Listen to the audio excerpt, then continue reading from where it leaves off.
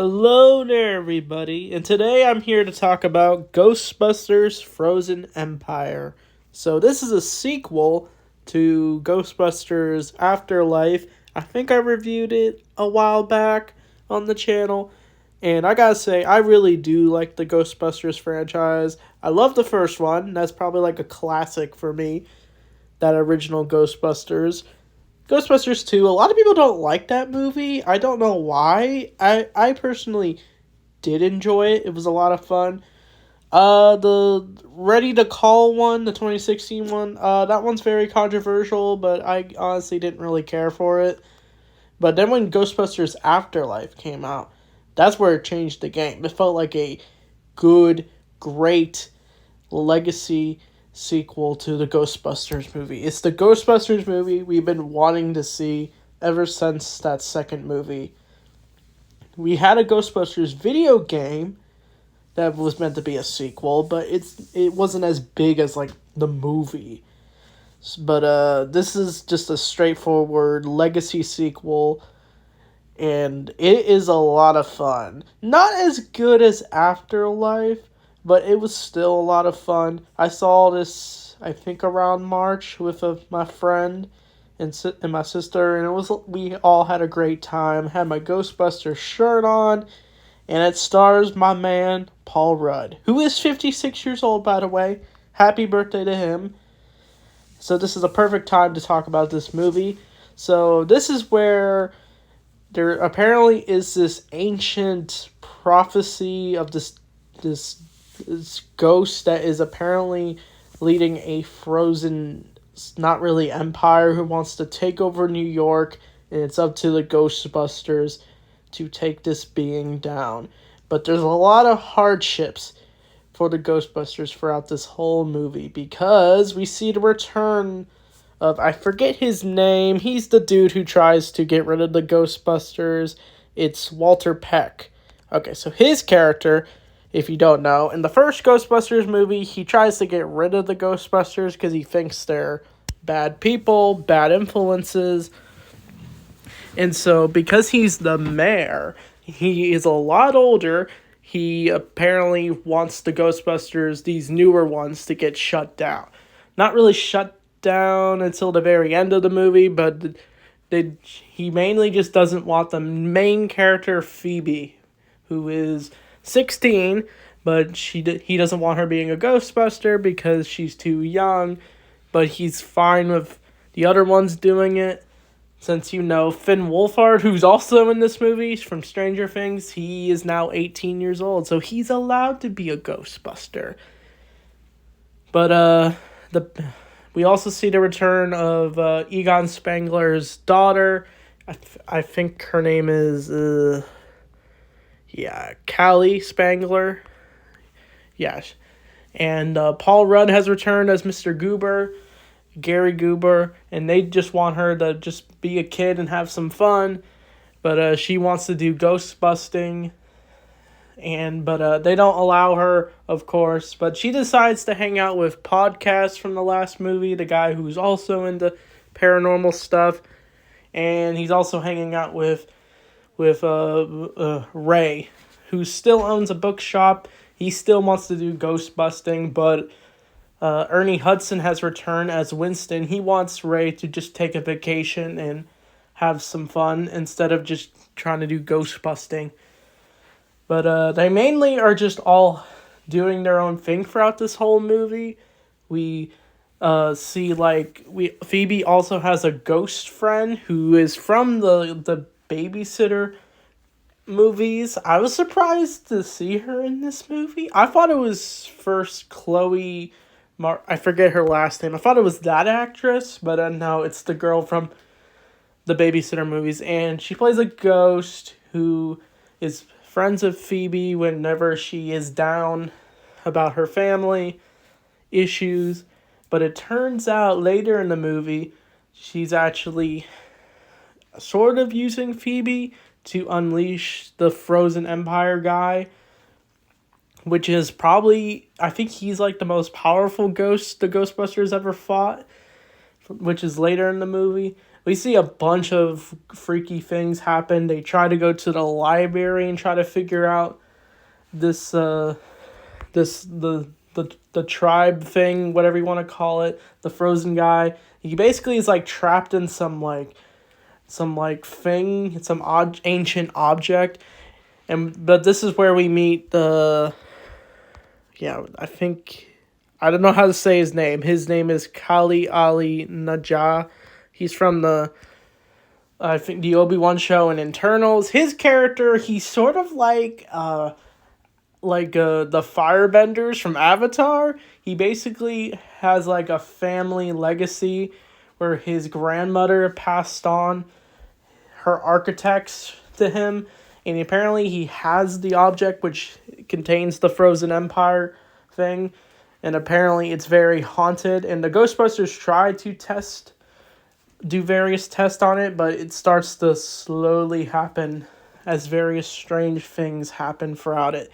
But when they do go to the library, where Phoebe, Podcast, and Ray end up trying to figure out what's going on, they end up going to Patton Oswalt, who's also in this movie, who apparently knows the backstory about the Frozen Empire, and apparently it goes all the way back to the 1900s, where apparently it froze like a group of firefighters, and apparently it wants to cause some chaos for New York City all these years later. We even saw like what the firehouse looked like even in the 1900s, which was interesting. So nice detail of lore.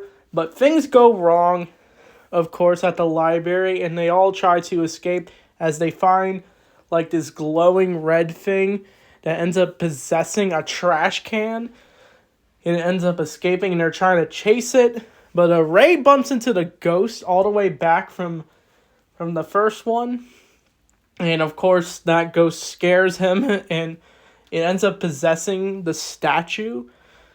It's even on this poster, but Phoebe ends up destroying it, but of course they're caught by the cops, and it causes an argument between Phoebe and her mom and Paul Rudd, and apparently Paul Rudd is told to kind of act like a parent because he's more of the chill parent. And Mr. Goober ends up putting his foot down for Phoebe, and they keep trying to make her not be a Ghostbuster. And this is like what I said earlier, where Winston was trying to tell Ray that he shouldn't be a Ghostbuster because they're too old for this. But Ray, I just love how Ray basically says he loves doing this. He doesn't want to put down the Ghostbuster life, even if he has to retire. He doesn't think age really matters. So that's a nice gesture for us for older people who feel they can still do a lot of fun things, even if they're a little older. So, but we also get the return of Peter Venkman, played by the awesome Bill Murray, who does his psychic testing on the firebender dude, who he apparently puts it on him, and he asks him various weird questions and even throws a pen at him. I thought that scene was funny. But apparently he has a secret power, which is meant to take down the giant ice army dude. I'm sorry, I don't know his name, but he ends up having to move the lighter on that is used as like what they could use to take him down. But apparently he's practicing. He apparently can move fire, so that's why I call him the firebender dude. But apparently he also has the armor his grandmother gave him of the Frozen Empire. But what happens next is when Phoebe ends up sneaking out of her room, she ends up being back with her ghost friend, who apparently is actually going to trick her. What she's been trying to do this whole time is trying to get Phoebe to turn herself into a ghost for a few minutes, and she ends up using it. And she ends up turning into a ghost, and the two are about to have some fun as a ghost, but she apparently was using her just so she can open the artifact they found, and it ends up unleashing the Frozen Empire guy, and apparently it ends up taking over New York, and apparently a lot of scenes were cut from this movie. I saw in the commercials that the Ghostbusters were on the building, during the Frozen New York, and apparently that scene was cut. So I don't know if there were a lot of reshoots throughout this whole movie. I don't know. I'd have to look it up. But apparently all the Ghostbusters come together, and Phoebe ends up getting her body back, and she ends up feeling like it's her fault. But the mom and Paul Rudd end up telling her it's not your fault, and saying even the smartest people can make mistakes, and even the smartest people could be morons, which that scene was funny. But all the Ghostbusters come together in a finale. And this is where I kind of had issue with the movie, because I felt this movie, my only issue with this movie is it's a lot of fun, and there's a lot of lore details to the Ghostbusters, but it kind of just felt really short. Like, I thought they were setting up the Ghostbusters going up against a Frozen Empire, and that's why it's called Ghostbusters Frozen Empire. But no, they just deal with the one dude, the giant artifact dude, and he is like the most powerful being, as I said, in Ghostbusters. He ends up easily destroying the ectoblasts when they try to blast him, and the only way they can defeat him is through a special kind of blaster, but he ends up freezing everybody, and it's all left is Phoebe, and she ends up trying to use a little bit of electricity, because they try to use the firebender dude. It also is, if he uses fire, he can take out the dude. But apparently, because he used all the lighter in his fluid, he ends up not using it, not being able to use it. And I love the line where Ray says he hasn't smoked since the 90s, because they thought they could use another lighter, but nope. And then Peter says, "Oh, I'm proud of you now, proud of you not." But they end up getting all frozen, like I said. And apparently a last bit of electricity was able to activate the special ecto cooler to take out the guy. And they end up using the rest of the fire to take him out. And the ghost girl ends up revealing that she didn't really want to betray Phoebe. She just wanted to be free. But she ends up trapping the Frozen Empire guy. And the day is saved. And of course, the mayor tries to arrest the Ghostbusters for life. And I love how Peter just is not taking him seriously at all ever since the first Ghostbusters movie. And he says, "You'll never learn." But then he changes his mind and praises the Ghostbusters, and the day is saved.